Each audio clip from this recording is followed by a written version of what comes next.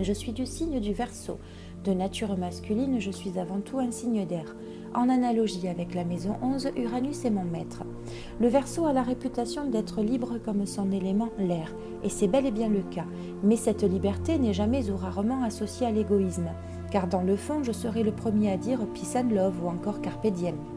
D'ailleurs, il serait bon de se demander si mai 68 n'a pas été commandité par des personnes du Verseau, tant l'ambiance me correspond vraiment. Parce que altruiste, je me soucie des gens qui m'entourent et j'ai l'esprit anticonformiste qui tente à se révolter si le cœur devait me le dicter. D'ailleurs, beaucoup de mes amis Verseau sont en marge de la société, là où se trouve bien plus la liberté de faire et de penser que des règles à respecter. Mes priorités, en tout premier, je me dois d'énoncer l'amitié. Cette dernière occupe une place très importante dans ma vie.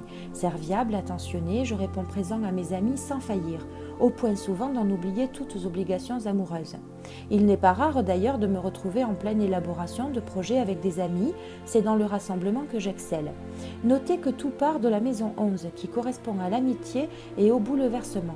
Ne faisant jamais les choses comme les autres, on peut me taxer d'individualiste, alors que si on regarde de plus près, j'opère toujours pour ou avec les autres. Ceci dit, j'assume totalement, voire je revendique mon anticonformisme, n'en déplaise aux conformistes. Une autre priorité, les projets. Ils sont importants pour moi.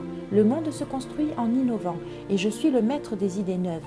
Mon intelligence rejoint alors mon imagination, dont je ne manque pas, pour trouver ce qui fera toute la différence avec nos acquis.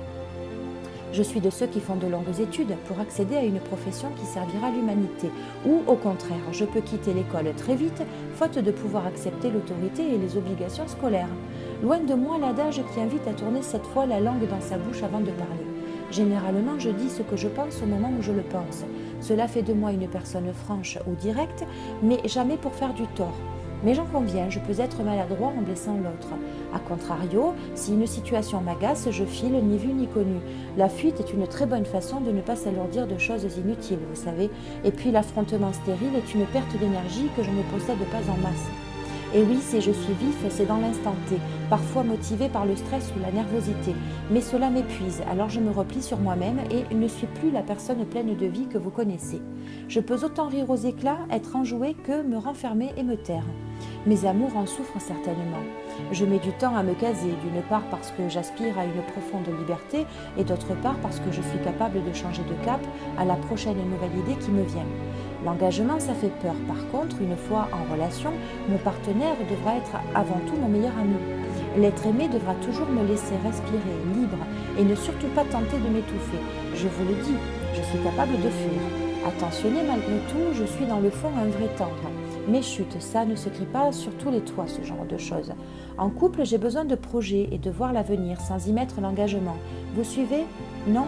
Pour dire vrai, moi non plus. Je suis difficile à cerner, je l'avoue, d'où mon imprévisibilité récurrente. Les partenaires m'ont souvent reproché d'être triste au foyer alors qu'à l'extérieur je suis un bon vivant.